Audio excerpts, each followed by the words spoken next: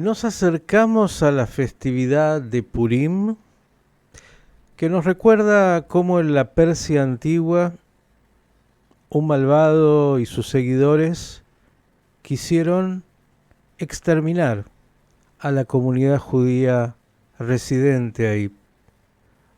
Desde el mismo lugar hoy, esa Persia que hoy se llama Irán, hay otros que pretenden lo mismo, eliminar al Estado de Israel, producir un genocidio con los judíos del mundo. El 7 de octubre, tan reciente y tan marcado para todos, de alguna manera nos volvió a mostrar cuán vivo está ese monstruo del antisemitismo, ese odio irracional, tal vez el más antiguo y el más permanente, que mutó, pero que sigue estando tan presente. Y sabe, si hay algo que se ha estudiado y se sigue tratando de combatir es el antisemitismo, más allá de que está ahí tan presente. El antisemitismo, usted sabe, no es un problema de los judíos somos víctimas, pero, claro, como víctimas hacemos lo que podemos y convocamos a los victimarios a poder entender ese odio, pero es tan difícil. Se lo digo porque vamos a dialogar unos minutos, mire, con un doctor que ha investigado justamente en lo que hace al antisemitismo político contemporáneo en un lugar como la Unión Europea, esa Europa que supo del genocidio más atroz y que vuelve a tener estos picos, estos brotes de antisemitismo tan terribles. Mire, el hombre ha trabajado muy intensamente en instituciones comunitarias, es nacido en la Argentina y trabajó acá en organizaciones de la comunidad, también en España, en Alemania, y ahora asesora a la comunidad judía de Maastricht, en Holanda, donde vive. Fue director de una ONG judía en España entre el año 2016 y 2019. Hice lo más breve posible un currículum más extenso. Me refiero al doctor Julio Levit, que está con nosotros. Julio, ¿cómo le va? Miguel Steuermann, el director de Radio High, lo saluda. Buenos días, un gusto hablar con ustedes. Muchas gracias por estar con nosotros. Yo pensé cuando leí el currículum que iba a hablar con un señor mucho mayor, pero lo veo y digo, no, somos seguro contemporáneos. ¿Hace cuántos años, Julio, en Europa? Eh, de corrido, desde el año 2016, que he vivido en países como España, Hungría, Italia, Alemania, hoy vivo en Holanda. Bien, tienes un recorrido entonces ahí en ese viejo continente. Y digo, claro, cuando hablamos de antisemitismo, en lo cual has profundizado, bueno, otra vez después del 7 de octubre estamos en un momento particularmente álgido. A ver, comencemos por lo teórico, si es que de alguna manera puede ser de alguna manera descrito todo lo que se ha dicho sobre la judeofobia. ¿Cómo definirías este fenómeno y particularmente este fenómeno en Europa? Ah, eh, Definir el antisemitismo es entrar en un viaje de ida dentro de lo más oscuro de la psiquis humana. Em, por ejemplo, voy a retomar una académica que fue una suerte de mentora mía que se llama Ruth Weiss, eh, la cual ella sostiene, por ejemplo, que el antisemitismo es más que la suma de unas ciertas partes que pueden llegar a ser ideológicas o no, sino que es un principio organizativo.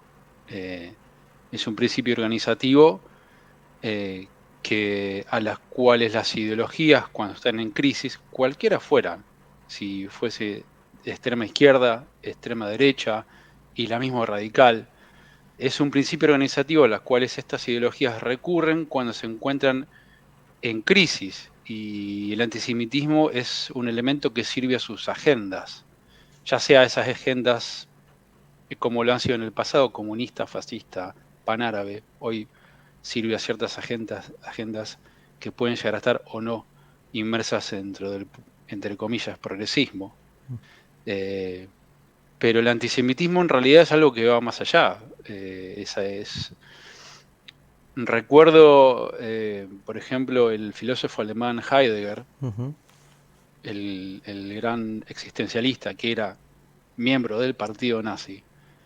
eh, él dijo que los judíos eran más que la suma física del pueblo judío, que era una ontología.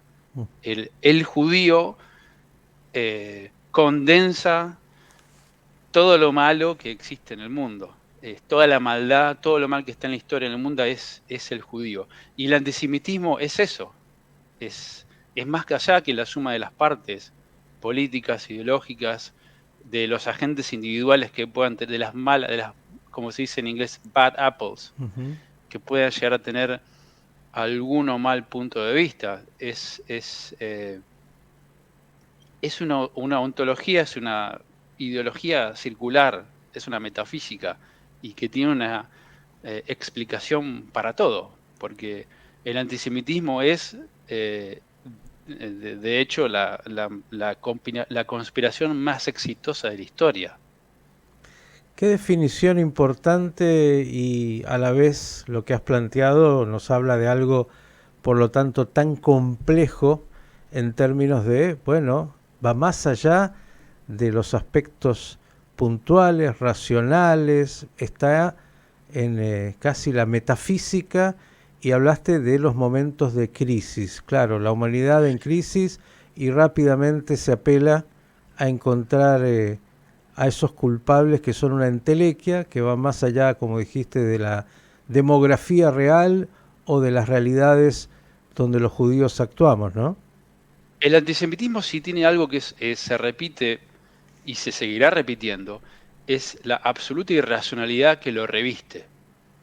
El antisemitismo eh, al tener una explicación para todo, es un excelente persuasorio, porque persuade por una hipersimplificación de la historia.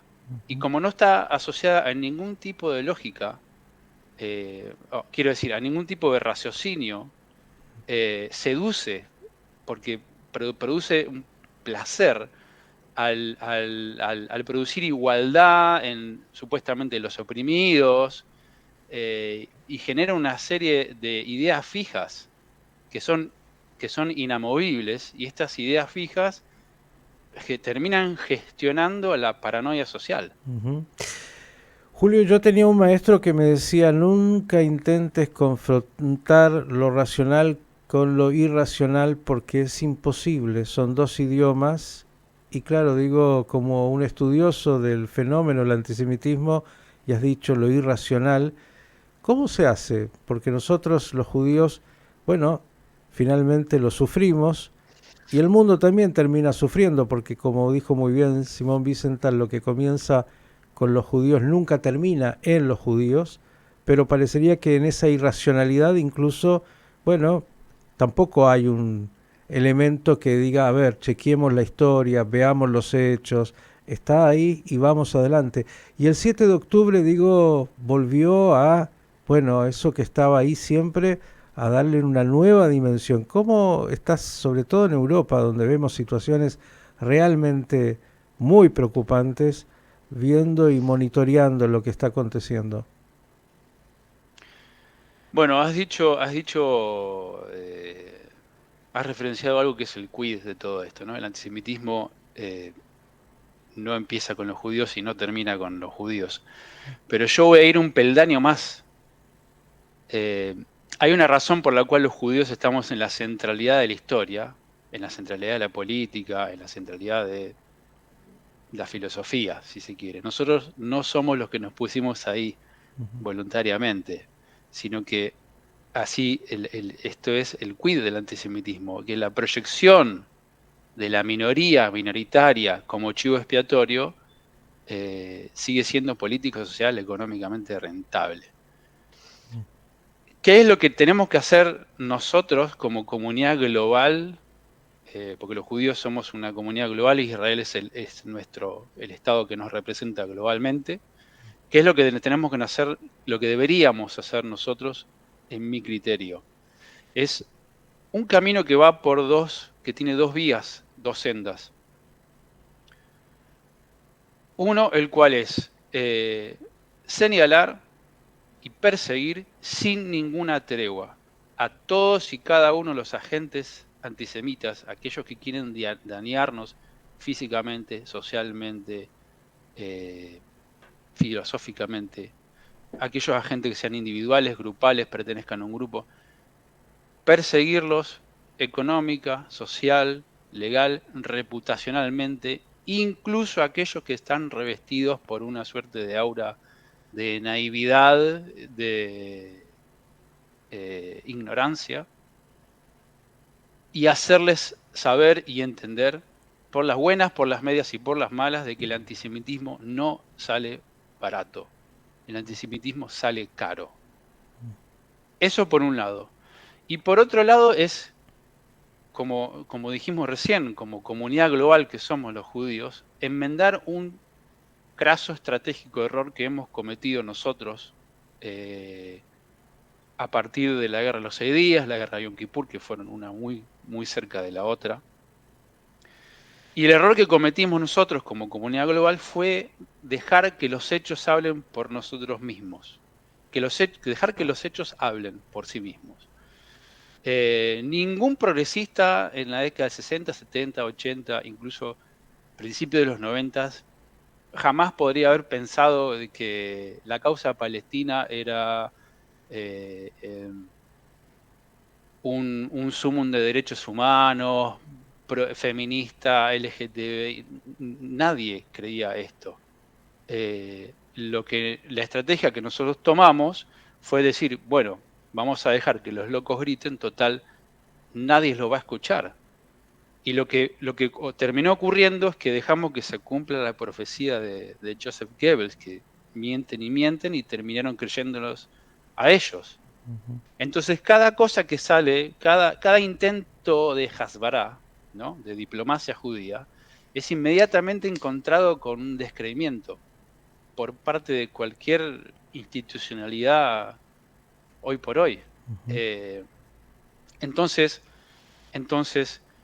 este camino de dos vías, que es perseguir sin tregua a los antisemitas por todos los medios que tengamos, y por otro lado, retomar como comunidad una narrativa activa del pueblo judío, algo que nosotros dejamos de hacer, porque nosotros dejamos que las acciones y los hechos y la historia hablen por nosotros, de decir, pero el problema es que hoy por hoy, y sobre todo después de lo que ha mostrado la masacre del 7 de octubre, es que el mundo está dispuesto a no escucharnos, activamente a no escucharnos. Entonces,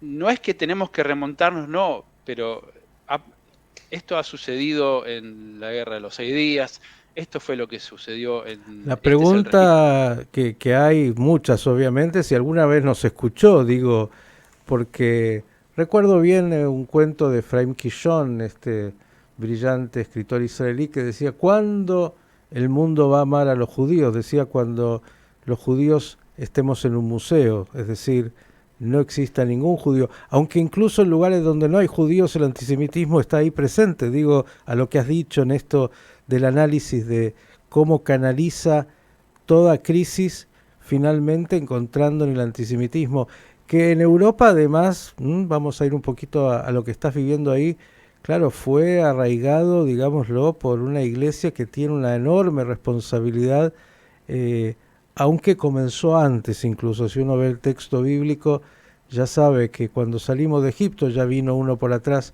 que nos quiso de alguna manera atacar. No es algo tan nuevo. Por eso recreamos Purim todos los años, sabiendo que nada nuevo bajo el sol, pero esto no significa conformarnos, significa estar atentos.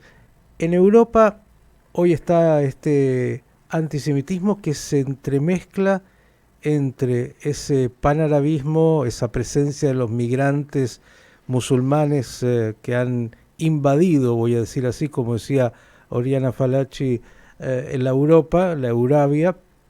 Por otro lado, el progresismo interesantemente, que tiene agendas completamente contradictorias con lo que ellos mismos de alguna manera salen a proteger. No hay racionalidad en eso tampoco. Y otra vez parece que toda la argumentación, Julio, racional, todos los elementos y los hechos no son chequeados. Y lo digo incluyendo acá a los líderes del mundo, que digamos uno dice, bueno, las hordas nunca son gente que vaya a chequear, se manejan por lo más primitivo, pero parecería que también aquellos que tienen una formación más importante y una responsabilidad más importante terminan siendo cómplices, o porque la presión de sus sociedades les impone eso, o porque finalmente tampoco lo pueden ellos mismos de alguna manera elaborar. Digo, ¿hasta dónde incluso en aquellos más formados, hablaste de Heidegger, el antisemitismo está arraigado y no lo pueden detectar? Eh, Va incluso mucho más allá de quienes están formados. Va de está peligrosamente llegando a una suerte de pre-1930, en Ujú. el cual la gente al comando del poder se le puede atestiguar eh, conductas antisemitas. Por ejemplo, podemos recordar brevemente, yo soy ciudadano español, viví muchos años en España, trabajé muchos años en España, y ningún español se puede olvidar del caso de Pablo Iglesias, el ex líder del partido de extrema izquierda Podemos, Ujú. quien ofició como vicepresidente del Reino de España entre el 2020 y 2021, y que siendo empleado por la conocida Hispan TV, que es el servicio de radiodifusión de la República Islámica de Irán para el mundo habla hispana, usó la plataforma de los ayatolas para acusar a los judíos de todos los niveles antisemitas imaginables. Y tampoco era raro escucharlo al mediático Iglesias, a verlo desfilar por todo medio de comunicación expresando delirios incontrastables contra Israel. Pero ahí tienes Como, alguno que es un activista, digamos, uno lo puede rápidamente poner de alguna manera como a otros, como un activista del antisemitismo. Pero hay otros, podríamos hablar ahora de Pedro Sánchez, ya que estás en España, o podríamos hablar... eh, Jeremy Corbyn, todo peor porque es una potencia nuclear. Imaginémonos si un antisemita recalcitrante como Jeremy Corbyn, alguien que rechazó pedidos internacionales de disculpas por sus imperdonables posturas antijudías al comando de una potencia nuclear. Ujú. Va más allá de la inteligencia y de la intelectualidad, Ujú. el claustro universitario.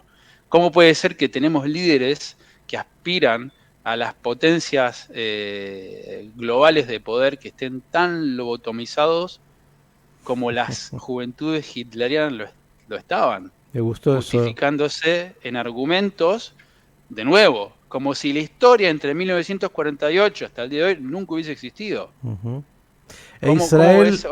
que ha Sí, pasado a ser el judío entre las naciones, en realidad, porque otra vez no hay racionalidad para el juicio contra Israel, y incluso de los que se dicen amigos. Esto es parte también de algo que yo creo que sorprende y mucho. Alguna vez escribí, y te lo voy a compartir, algo así como el antisemitismo de buenos modales y sonrisas, ¿no? Porque incluso entre aquellos que son verdaderamente amigos, ¿no? Incluso amigos personales, lo vamos a poner así, incluso en vínculos muy estrechos, socios, lo que vos quieras en la vida, parejas, hay un lugar donde de repente le aparece ese judío corporativo y eso parece que diluye todo. Y ahí entra esa irracionalidad de la cual estamos hablando. Digo, es un fenómeno realmente apasionantemente terrible, complejo, pero quiero ir a esa Europa porque lo que estamos viendo es muy grave. ¿Qué dirías que hoy está pasando? Y vemos a muchos en Inglaterra, judíos, en Francia, en Bélgica, ni hablar, que viven una realidad de espanto y piensan incluso que tienen que salir de esos países. lo que yo diría que está pasando no solamente en Europa, sino en Occidente, Mm. es la crisis de la crisis de la idea de Occidente misma. Algunos llaman, le dicen digamos, el desenlace de todo aquello que el movimiento postcolonial, descolonial, deconstructivista, la posmodernidad, digamos, Ujú. el desenlace de todo aquello. Yo escribí un artículo hace unos años en un periódico que decía que nosotros estamos viendo la crisis de lo que Zygmunt Bauman llamó, el cenit de lo que Zygmunt Bauman llamó la crisis de los grandes relatos. Estamos, desde que en ese momento Zygmunt Bauman estaba hablando de Occidente y la Unión Soviética, o el paraguas que entraba bajo la hegemonía de la Unión Soviética.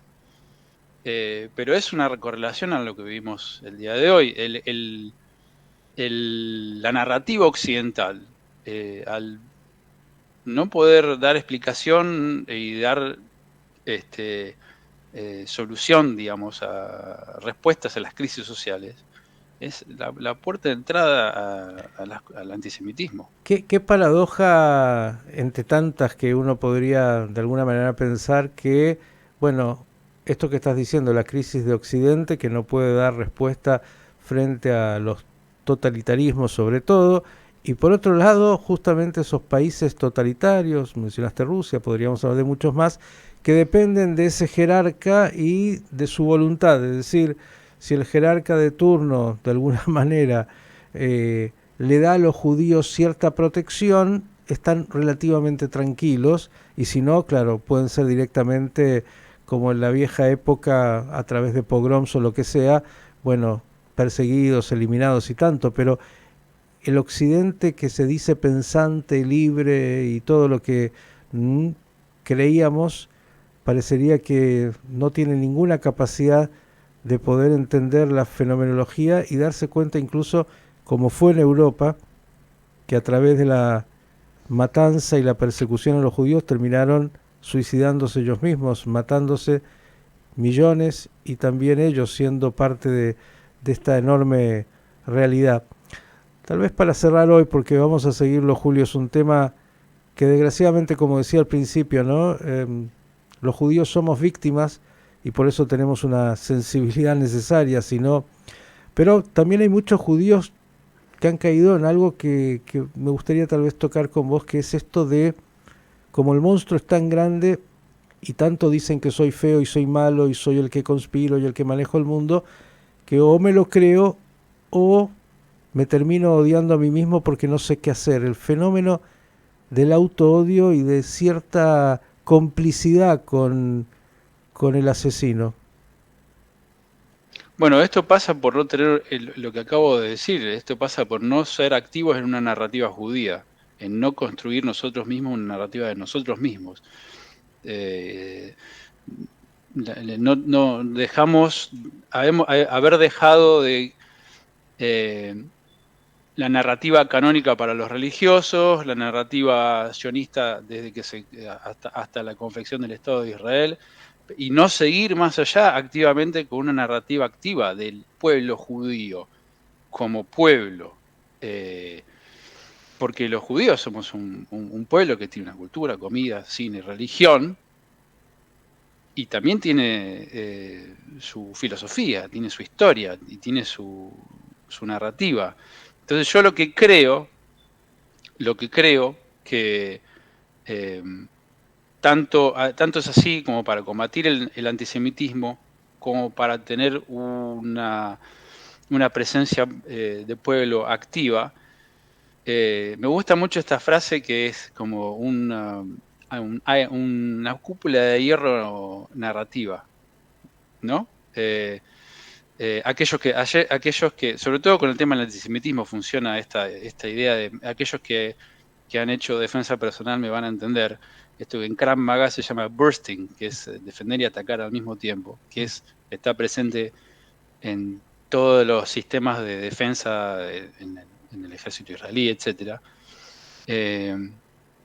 Creo que este es el siguiente paso que nosotros debemos hacer para que estas cosas se frenen, atenuarlas. Tener una narrativa activa y no solamente una narrativa activa, sino una cúpula de hierro narrativa, basados en, como nosotros históricamente hemos hecho, en hechos, en ciencia, en filosofía, en todo aquello que nos define, en que definió históricamente nuestra narrativa, y no como otras narrativas se justifican, como por ejemplo la mala y conocida narrativa de la causa palestina, por ejemplo, que ha servido a la agenda de la izquierda, que no tiene básicamente tiene muy poco de raciocinio,